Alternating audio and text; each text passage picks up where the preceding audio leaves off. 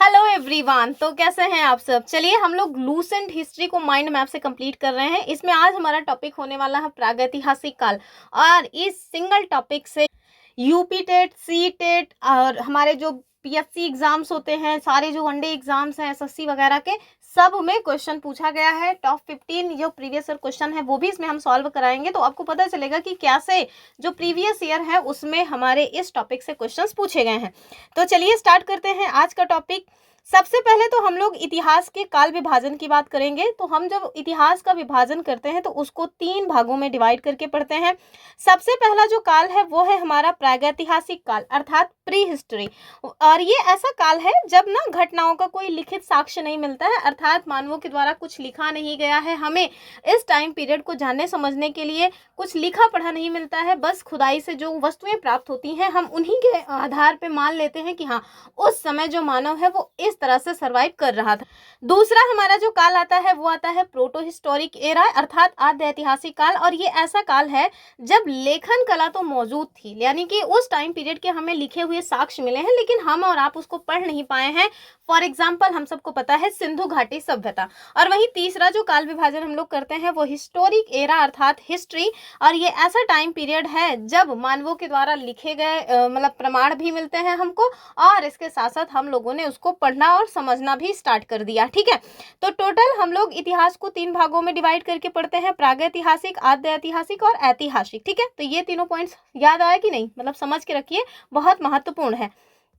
यहाँ देखिए, हम लोगों को लगता है कि करोड़ों अरबों सालों से जैसे हम लोग आज जी रहे हैं ऐसे ही विकसित दिमाग लेकर के मानव यहाँ पे रहते रहे होंगे, तो ऐसा नहीं है। ध्यान से देखिए, जो ज्ञानी मानव है जिसको हम लोग होमोसोपियंस कहते हैं, होमोसेपियंस या सोपियंस जो भी आप कहते हो, तो जो होमोसेपियंस है इसका प्रवेश धरती पर मात्र मात्र मात्र आज से लगभग 30 से 40 हजार साल पहले हुआ था। तो जो हम लोग करोड़ों सालों से अपना गिनती गिनाते रहते हैं ना कि अरे भैया हमारे पूर्वज जो है करोड़ों सालों से यहाँ रहते थे, तो वो सारी चीजें गलत है। ध्यान से देखिए, जो हमारे होमोसेपियंस हैं अर्थात जो विकसित दिमाग लेकर के पैदा हुए मानव हैं, मात्र 30 से 40 हजार साल पहले धरती पे विचरण किए हैं। ठीक है, चलिए वही अगला जो है टॉपिक है ना, यहाँ पे हमारे लूसेंट में कुछ इंपॉर्टेंट जो है फैक्ट करके दिया हुआ है। जैसे देखिए, मालवा संस्कृति, यहाँ से हमको ना काला तथा लाल बर्तन जो है वो प्राप्त हुआ है। देख लीजिए इसकी चित्रकारी वगैरह देखिए कितनी मतलब बेहतरीन लग रही है, और इतनी पुरानी संस्कृति का इतना बेहतरीन मटका हमको प्राप्त हुआ है। वहीं अगर धूसर बर्तन की बात करें तो बुर्ज होम संस्कृति से हमको इस कलर के जो है बर्तन देखने को मिलते हैं। वहीं जोरवे संस्कृति की बात करें, ये दरअसल जोरवे लिखा है, क्या है, जोरवे संस्कृति, और यहाँ से ना हमें रेड कलर के बर्तन मिलते हैं। और वहीं अगर आपसे कोई पूछे कि चलो दक्षिण में नवपाषाण कालीन संस्कृति का कोई अगर बर्तन पूछा जाए कौन से कलर का है, तो आप सीधे कह दीजिएगा चमकीला धूसर कलर का बर्तन वहां से मिला है। और भूरा लाल कलर का बर्तन जो है वो पूर्व या पूर्वी नवपाषाण कालीन जो संस्कृति है वहां से मिला हुआ है। तो देख रहे हैं सबसे बेहतरीन देखिए कहाँ का लग रहा है भाई, मुझे तो सबसे बेहतरीन जो है ना ये मालवा संस्कृति का मटका देखने में लग रहा है। देखिए कितनी बढ़िया डिजाइनिंग वगैरह की गई है। चलिए आगे देखेंगे, और ये डायरेक्ट क्वेश्चन मिलान करने के लिए आता है तो उसको स्किप मत करिएगा। अगर हम लोगों से कोई कहे कि चलो पुरा पाषाण काल, मध्य पाषाण काल और नव पाषाण काल के बारे में थोड़ा और डिटेल में बताओ, तो हम लोग चलिए फटाफट देख लेते हैं। अगर हम पुरा पाषाण काल की बात करें, ठीक है, तो इसकी जो स्टार्टिंग है वो कब हुई थी, तो भाई 20 लाख साल पहले से स्टार्ट माना जाता है और लगभग 12,000 साल पहले तक चला था। ठीक है, तो आज से 20 लाख साल पहले स्टार्ट हुआ और आज से 12,000 साल पहले तक का जो समय है वो पुरा पाषाण काल माना जाता है। ध्यान रखिएगा, जो पुरा पाषाण काल है इसका विभाजन 3 भागों में किया जाता है। एक तो आरंभिक पुरा पाषाण काल, दूसरा है मध्य पुरा पाषाण काल और तीसरा है उत्तर पुरा पाषाण काल। ठीक है, सबसे इंपॉर्टेंट पॉइंट, ये क्वेश्चन ऑलरेडी हमारे सीटेट और यूपीटेट दोनों में ही पूछा गया है कि मानव इतिहास की लगभग 99% जो घटनाएं हैं वो इन्हीं के इर्द गिर्द घूमती रहती हैं, अर्थात पुरा पाषाण काल से ही संबंधित है। ठीक है, और इस टाइम पीरियड में जो मानव थे उनके जीविका का मुख्य आधार क्या था, तो भाई शिकार था। और बेचारे क्या ही खाते पीते, तो वो लोग खाने पीने के लिए शिकार ही किया करते थे।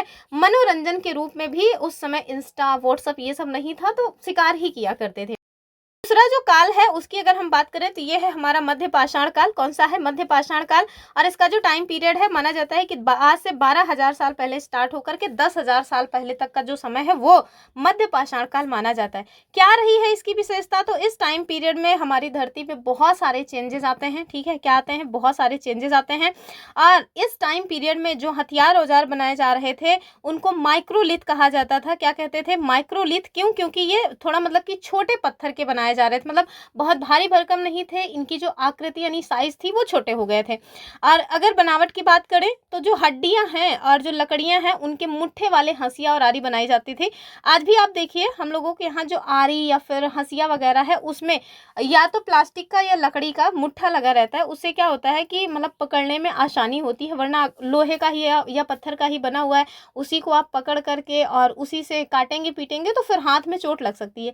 तो इस वजह से मुट्ठा लगाया जाता है। ठीक है, तो वैसे ही पहले भी आप देखिए मध्य पाषाण काल के जो हमें हथियार औजार मिले हैं उसमें या तो हड्डियों के या फिर लकड़ियों वगैरह के मुट्ठे लगाए जाते थे और आरी और हंसिया वगैरह के साक्ष्य मिले हैं।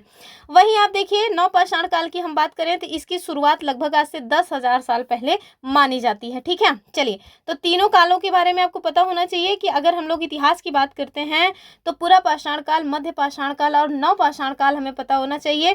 पुरा पाषाण काल सबसे प्राचीन है, इसको 3 भागों में डिवाइड करके पढ़ते हैं और मानव इतिहास की लगभग 99% घटनाएं इसी पुरा पाषाण काल में ही घटित हुई हैं।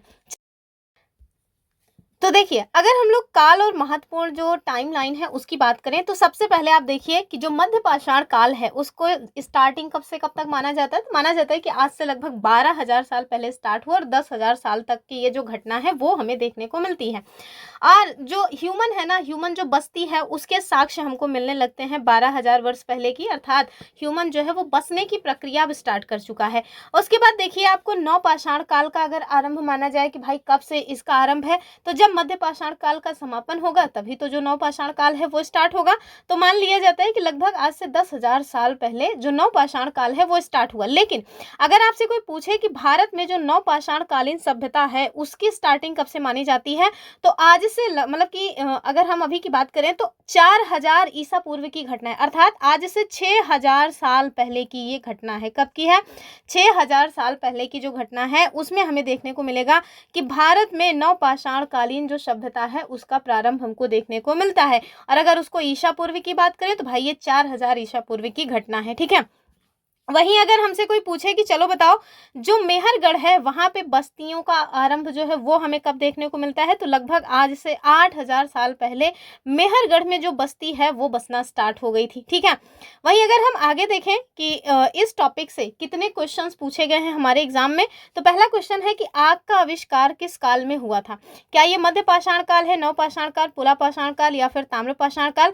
तो ध्यान से देखिए जो पुरा पाषाण काल है, कब? जो पुरा पाषाण काल है इसी टाइम पीरियड में जो आग है इसकी खोज हो चुकी थी। एसएससी सीजीएल 2019 का प्रश्न है, ऑप्शन सी इसका सही उत्तर हो जाएगा। ठीक है, यहाँ आपसे कह रहे हैं कि पहिए का आविष्कार किस काल में हुआ था, तो ये हो जाएगा हमारा नवपाषाण काल। कब हुआ था? नवपाषाण काल, ऑप्शन बी जो है वो सही होगा। आरआरबी एनटीपीसी 2021 का ये क्वेश्चन है। वहीं अगर आपसे कोई पूछे कि मानवों के द्वारा सर्वप्रथम कौन सी धातु का यूज किया गया था, तो ध्यान से देखिए कॉपर अर्थात जो तांबा है उसको सबसे पहले मानव के द्वारा यूज किया गया। यूपीपीसीएस 2018 का यह प्रश्न है और कह रहे हैं कि कृषि का पहला उदाहरण ये हमको कहाँ से प्राप्त होता है, और सीटेट 2022 में क्वेश्चन पूछा गया था बुर्ज होम, मेहरगढ़, कुलडीवा या फिर भीमबेटका, फौरन बताइए।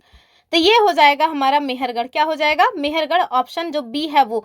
और ये मेहरगढ़ आपको कहाँ मिलता है, तो जो पश्चिमी बलूचिस्तान में बोलन नदी है उसी के किनारे हमको देखने को मिलता है प्राचीनतम एग्रीकल्चर के साक्ष्य। ठीक है, यहाँ पे जो कुछ उधर छूट गया था इधर आप देखिए कि अगर आपसे कोई पूछे कि चलो आप बताओ पाषाण काल के प्रमुख चरण और आविष्कारक कौन कौन से हैं, सबसे पहले पूरा पाषाण काल की बात करते हैं। तो जो पूरा पाषाण काल है इस टाइम पीरियड में आप देखिए आग की जो खोज है वो हुई। ठीक है, क्या हुई? आग की खोज हुई या आग का आविष्कार हुआ। कब? पूरा पाषाण काल में। और क्या इस काल में हुआ, तो इस काल में आप देखेंगे तो जो रॉबर्ट ब्रुश फुट हैं उनके द्वारा 1863 में भारत में मतलब कि जो हथियार औजार है उनकी खोज की गई है। किसके द्वारा? रॉबर्ट ब्रुश फुट के द्वारा पूरा पाषाण कालीन हथियार औजार की खोज 1863 में की गई है। कहाँ से की गई है? कलपक्कम, तमिलनाडु से। कहाँ से? तमिलनाडु के कलपक्कम से। और वो जो खोजे हुए हैं वो है क्या, तो कुल्हाड़ी है। क्या है? कुल्हाड़ी है। ठीक है, अगर आपसे पूछा जाए कि उस टाइम पीरियड में जो हथियार औजार बनाए जाते थे वो किसके बनते थे, स्फटिक अर्थात पत्थर के बनाए जाते थे, ठीक है। और एक चीज और है, ये जो क्वेश्चन है ये हमारे उसमें भी पूछा गया है, सीटेट में भी पूछा गया है, यूपी पीसीएस में भी पूछा गया है कि पूरा पाषाण कालिक एक ऐसा कौन सा स्थल है जहां से हमें राख के अवशेष मिले हैं। तो आप ध्यान से देख लीजिए, कुरनूल की गुफा से। कहाँ से? कुरनूल की गुफा से। फौरन कमेंट करके बताइए कुरनूल की गुफा के साक्ष्य कहाँ से मिले, अर्थात ये है कहाँ पे एग्जैक्टली। वहीं अगर हम लोग दूसरी बात करें मध्य पाषाण काल की यानी मिजोलिथिक एज की, तो आप देखिए इसमें हमें अस्थि पंजर अर्थात मानवों के अस्थियों के साक्ष्य मिले हैं। और मतलब कि इसको ध्यान से रखिएगा कि सर्वप्रथम जो मानव के अस्थि पंजर के साक्ष्य हमको मिले हैं वो मध्य पाषाण काल के हैं, ठीक है।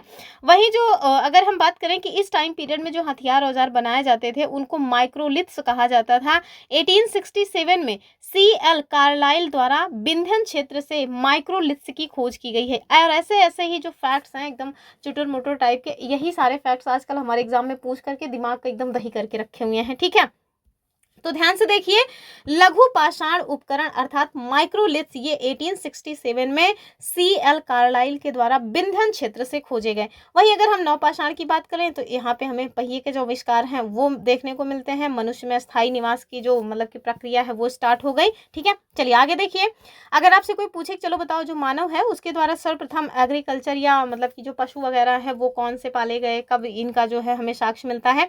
तो सबसे पहले अगर हम बात करें एग्रीकल्चर का आविष्कार अर्थात जो कृषि है उसका आविष्कार की बात करें तो लगभग 8000 साल पहले नवपाषाण काल में हमें जो कृषि का आविष्कार है वो देखने को मिलता है, ठीक है। अर्थात आज से 8000 साल पहले ही मानवों के द्वारा जो चीजें हैं उसको उपजाना स्टार्ट कर दिया गया था। और कौन सी फसलें इनके द्वारा उपजाई गई थी, तो गेहूं ये पहली फसल मानी जाती है और जौ, ठीक है। और इसके साथ साथ अगर आपसे कोई पूछे कि खाने के लिए इन लोगों ने सबसे पहला जो अनाज है वो मतलब कि कौन सा उगाया था, तो भाई याद रखिएगा चावल, ठीक है। यद्यपि इन्होंने गेहूं और जो उपजाया सबसे पहले उनके द्वारा उपजाई गई फसल है, लेकिन खाने के लिए जो यूज किया है वो चावल है, इस तरह के साक्ष्य में मिलते हैं। वहीं अगर आपसे कोई पूछे चलो बताओ सबसे पहला पालतू पशु कौन सा था, हम सभी जानते हैं कुक्कुर है। क्या है? कुक्कुर यानी कि कुत्ता, ठीक है। ये मनुष्य के द्वारा सर्वप्रथम पाला गया पशु था। अगर आपसे कोई पूछे चलो पश्चिमी बलूचिस्तान मेहरगढ़ के बारे में हमें कुछ अच्छे से बताओ, तो ध्यान रखिए सबसे पहली बात कि जो बोलन नदी है उसके किनारे स्थित प्रागैतिहासिक अन्न उत्पादक स्थल के रूप में इसको जाना जाता है और कृषि का पहला एग्जाम्पल यहीं से हमें देखने को मिल जाता है। इसके साथ साथ एक अनोखी प्रथा की भी हमको जानकारी यहाँ से मिलती है कि मेहरगढ़ में एक कब्र में मृतक के साथ एक बकरी को भी दफनाया गया है। और ये कहाँ की घटना है? मेहरगढ़ की। ध्यान से इसको सुनिए, इसी तरह क्वेश्चन बन जाते हैं कि हमको कहाँ से एक मृतक के साथ बकरी के दफनाए जाने के साक्ष्य मिले हैं, तो आप कह दीजिएगा मेहरगढ़ से। और वहीं अगर उत्तर प्रदेश के कोल्डीवा की बात करें तो चावल के प्राचीनतम साक्ष्य यहाँ से हमको प्राप्त होते हैं। तो ये सारे पॉइंट्स भी आपको याद रखना है कृषि और पशुपालन में। इसके साथ साथ अगर हम ये बात करें कि जो इंसान है या जो मनुष्य है उनके द्वारा पहला जो औजार है वो कौन सा बनाया गया था, तो भाई कुल्हाड़ी, ठीक है। मतलब कौन सा बनाया गया था ये तो नहीं पता, लेकिन जो प्राप्त हुआ है उसके आधार पे हम लोग कहते हैं कि हाँ ये कुल्हाड़ी रहा है जो अतिरम पक्कम से हमको प्राप्त हुआ है, ठीक है। और जब हमको पहला यही प्राप्त हुआ है तो हम लोग मान लेंगे भैया कि हाँ मनुष्य के द्वारा पहला बनाया गया जो औजार है वो कुल्हाड़ी ही रहा होगा। यहाँ देखिए, अगर आपसे कोई पूछे चलो बताओ पहली जो धातु है जो मनुष्य के द्वारा यूज की गई वो कौन सी है, तो आप सीधे कह दीजिएगा तांबा है। तो मनुष्य ने सबसे पहले तांबा धातु का यूज किया और कुल्हाड़ी पहले हथियार के रूप में। इस तरह के हमको साक्ष्य प्राप्त होते हैं। कुछ और भी पॉइंट्स हैं, जैसे अगर आपसे कोई पूछे चलो प्राचीन नगर स्थल मानव जीवन के जो प्रमाण वगैरह हैं उनके बारे में बताओ, तो असम में ना एक मतलब कि कपि पाया जाता है जो कि मानवाव कपि के रूप में जाना जाता है। उसका नाम क्या है? श्वेताभ्रु गिबन, ठीक है। क्या नाम है? श्वेताभ्रु गिबन, ठीक। और ये भारत में पाया जाने वाला एकमात्र मानवाव कपि के रूप में जाना जाता है। यहाँ वैसे आप देखिए जो शिवालिक की हमारी पहाड़ियाँ हैं वहाँ से हमको मतलब फॉसिल्स के साक्ष्य मिले हैं, अर्थात जीवाश्म के साक्ष्य मिले हुए हैं। वहीं अगर हम नर्मदा नदी की बात करें तो भारत में मनुष्य संबंधी सबसे पहला जो प्रमाण है वो हमको इसी नर्मदा नदी से मिलता है। कहाँ से मिलता है? नर्मदा नदी से भारत में मनुष्य संबंधी सबसे पहला प्रमाण, ठीक है।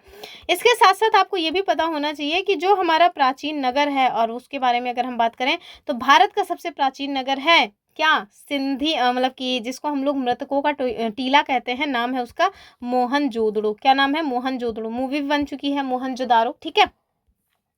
वहीं अगर आपसे कोई पूछे चलो बताओ इनाम गांव के बारे में, तो ताम्रपाषाण युग की एक बड़ी बस्ती हमको यहाँ से मिलती है और इसका संबंध जोरवे संस्कृति से भी माना जाता है। ठीक है, चलिए आगे देखेंगे। अब कुछ लोग सोच रहे होंगे कि यार कम समझ आ रहा है, समझना नहीं है, ये नोट्स है, आप समझिए। जो लूसेंट हिस्ट्री दिया गया है ना, लूसेंट में जितने भी पॉइंट्स दिए गए हैं वो कंप्लीट नोट्स है। उसमें आपको एक एक क्रम में चीज़ों को लगाया जरूर गया है, लेकिन सबको एक दूसरे से क्रमबद्धता से बांधते हुए नहीं चलते हैं वो लोग। तो जो लोग नोट्स के फॉर्मेट में चीज़ों को पढ़ना चाहते हैं उनके लिए ये लूसेंट है। ठीक है, और अगर आप हर चीज़ को पॉइंट पॉइंट समझना चाहते हैं फिर आपको एनसीईआरटी पढ़नी पड़ेगी, फिर आपके लिए लूसेंट नहीं है। अगर आपने चीज़ों को पढ़ लिया है पहले से, एक दो बार चीज़ें मतलब क्रम से पढ़ी हैं, तब आपके लिए लूसेंट काम का है। और अगर अभी तक वीडियो को लाइक शेयर नहीं किया है तो लाइक शेयर करके चैनल को सब्सक्राइब कर लीजिए। कंप्लीट लूसेंट हिस्ट्री इसी तरह से हम कंप्लीट करा देंगे, बहुत बड़ा माथे का दर्द खत्म हो जाएगा आप लोगों के। बहुत सारे लोग ना नहीं समझ पाते कि आखिर लूसेंट तो पहले से ही नोट्स है, अब मैं इसमें नोट्स कैसे बनाऊँ, तो ऐसे बनते हैं नोट्स। ठीक है, ये पीडीएफ आपको हमारे टेलीग्राम चैनल जुनून पढ़ाई का पर मिल जाएगी, और हमारा अपना मेन चैनल है जुनून पढ़ाई का, जहाँ पे हम लोग यूपी टेट और सी टेट के लिए एसएसटी की कंप्लीट प्रिपरेशन करते हैं। चलिए आगे देखेंगे। यहाँ पे ना हमको भीमबेटका के बारे में कुछ इंपॉर्टेंट पॉइंट्स जानना है, और जो गुफा और शैल चित्र है उसके बारे में भी। सबसे पहले अगर आपसे कोई पूछे कि भारत में पहली बार जो शैल चित्र है इनकी खोज कौन से महान व्यक्ति के द्वारा की गई, तो देखिए ये मुच्छ वाले आदमी जिनका नाम क्या था, आर्कीबोल्ड कार्लाइल। क्या नाम था, आर्कीबोल्ड कार्लाइल। 1867-68 के मध्य इनके द्वारा सर्वप्रथम जो शैल चित्र हैं उनकी खोज की गई। वहीं अगर हमसे कोई पूछे चलो बताओ भैया भीमबेटका की खोज किसने की थी, तो जो भीमबेटका की खोज है उसको 1957-1958 में डॉक्टर विष्णु श्रीधर वाकड़कर के द्वारा की गई थी। और ये है कहाँ पे, तो मध्य प्रदेश के रायसेन जिले में। देख रहे हैं ये जो आपको यहाँ पे मैप में लोकेट किया गया है, ये है हमारा मध्य प्रदेश। क्या है, मध्य प्रदेश। ठीक है, तो ये जो इलाका आपको यहाँ दिखाया गया है ये मध्य प्रदेश है, ये अपना यूपी है। ठीक है, तो इसी मध्य प्रदेश के रायसेन जिले में आपको भीमबेटका की जो गुफाएं हैं वो देखने को मिल जाएंगी। एक पॉइंट और भी आपको पता होना चाहिए कि आखिरकार ये जो मतलब कि भीमबेटका की गुफाएं हैं ये पूरा पाषाणिक आवासीय पूरा स्थल के रूप में जाने जाते हैं। ठीक है, कौन से, पूरा पाषाणिक आवासीय पूरा स्थल के रूप में इनको जाना जाता है। यहाँ से हमको शैल चित्र और शैलाश्रयों के जो मतलब की चित्र है वो देखने को मिले, अर्थात ये शैल चित्र और शैलाश्रयों के लिए प्रसिद्ध है। वहीं अगर हम बात करें कि जो मतलब की काल है, कहाँ से कहाँ तक काल के बारे में हमको जानकारी मिलती है कि हाँ इस काल के चित्र हमको मिल रहे हैं, तो ध्यान से देखिए पूरा पाषाण काल से मध्य पाषाण काल तक की जो जानकारी है वो हमको भीमबेटका की गुफाओं से मिलती है।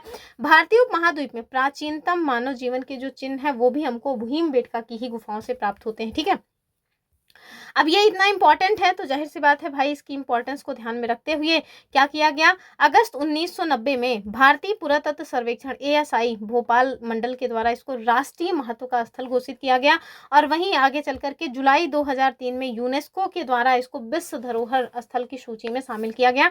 डायरेक्ट क्वेश्चन पूछते हैं कि चलो बताओ भीमबेटका को मतलब कि यूनेस्को की विश्व धरोहर स्थल की सूची में कब शामिल किया गया, तो सीधे आप बोल दीजिएगा कि 2003 में इसको शामिल किया गया। ठीक है, आगे देखिए एक इंपॉर्टेंट पॉइंट नोट्स में करके दिया हुआ था कि जनसंख्या का जो पहला वैज्ञानिक वर्गीकरण है वो रिजले के द्वारा किया गया था। ये थे कौन, तो भारतीय नागरिक सेवा के अधिकारी थे, और ये ऐसे पहले व्यक्ति हैं जिन्होंने पहली बार वैज्ञानिक आधार पर भारत की जनसंख्या का प्रजाति विभेदीकरण किया था। ठीक है, क्या किया था, प्रजाति विभेदीकरण किया था। चलिए अब यहाँ से कौन कौन से क्वेश्चंस और पूछे गए हैं उन्हें भी फटाफट देख लेते हैं कि भारत में पूरा पाषाण कालीन औजारों की खोज सर्वप्रथम किसने की थी। ये पेट 2021 का क्वेश्चन है।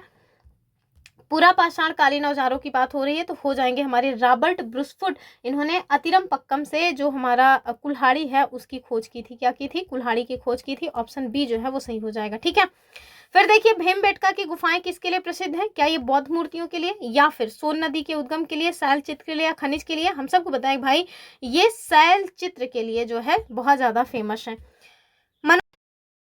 अगले क्वेश्चन में आपसे कह रहे हैं कि मनुष्य में स्थायी निवास की जो प्रवृत्ति है ये किस काल में डेवलप हुई, क्या ये पूरा पाषाण काल, मध्य पाषाण काल, या नवपाषाण काल। भाई नवपाषाण काल में जो मानव है वो मतलब कि स्थायी बस्तियां बना करके रहना स्टार्ट कर दिया। कह रहे हैं कि कुलडीहवा का संबंध कौन सी फसल के प्राचीनतम साक्ष्य है। भाई हम सब ने देखा कि उत्तर प्रदेश का जो कुलडीहवा है वो चावल के लिए जाना जाता है। ठीक है, कह रहे हैं माइक्रोलिथ अर्थात लघु पाषाण किस काल के औजारों को कहा जाता है, क्या ये पूरा पाषाण काल है, नहीं। पूरा पाषाण काल में जो हथियार औजार बनते थे वो बहुत भारी भरकम पत्थर के बनते थे।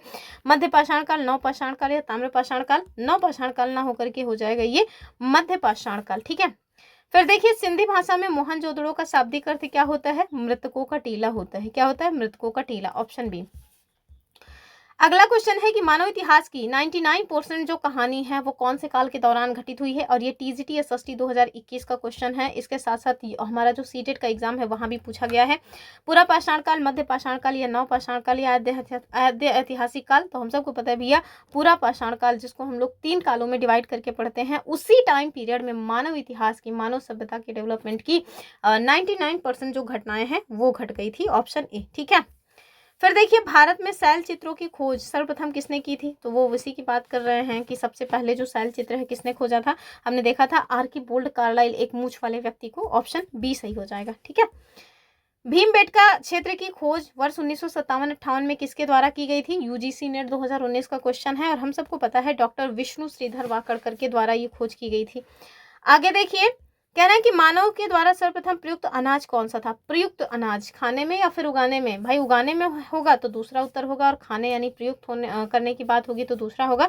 और जो अनाज प्रयुक्त किया गया था वो था अपना राइस। क्या था? राइस अर्थात चावल। ठीक है।